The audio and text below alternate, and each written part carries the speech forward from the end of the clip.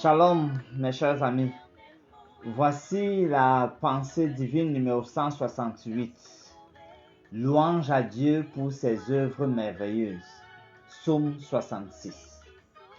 Cher ami, qu'est-ce que Dieu a fait pour toi pendant cette année qui s'achève?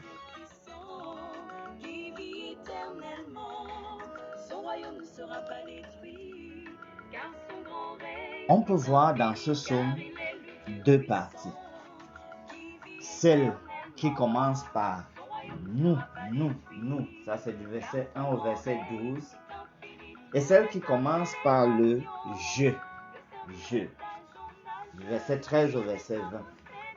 La première partie est collective alors que la deuxième est individuelle.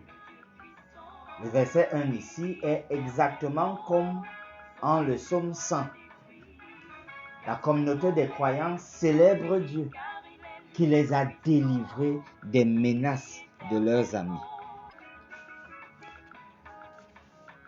Et cette délivrance des menaces de leurs amis, pour le faire de leurs ennemis, pour réaliser cela, Dieu a opéré des œuvres merveilleuses. Les versets 5 à 7 rappellent les événements passés, tels que l'Exode, le passage de la mer Rouge. Au verset 13 à 15, le roi a promis d'accomplir ses vœux envers Dieu. On peut voir globalement dans ce psaume que dans la prière, il faut une attitude très ouverte et honnête. C'est pour cela que la confession sincère est le sentier qui conduit à l'exaucement des prières par Dieu. La question de fond donc, qu'est-ce que Dieu a fait pour toi et moi pendant cette année qui s'achève et comment est-ce que ce psaume nous parle? Le verset 8 nous parle du rapport avec la fin d'année. Le verset 8 dit ceci: « Peuple, bénissez notre Dieu, faites retentir sa louange. » Bénir Dieu, c'est bénir, c'est dire du bien de lui. Et au verset 16, il est dit: « Venez écouter, vous tous qui craignez Dieu, et je raconterai ce qu'il a fait à mon âme. » Cher ami, la fin d'année est l'occasion de se poser une question.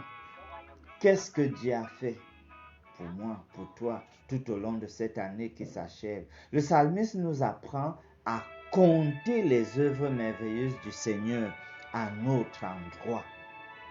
Le Seigneur t'a-t-il protégé des accidents? Le Seigneur t'a-t-il guéri alors que tu étais malade? T'a-t-il accordé la réussite à un examen?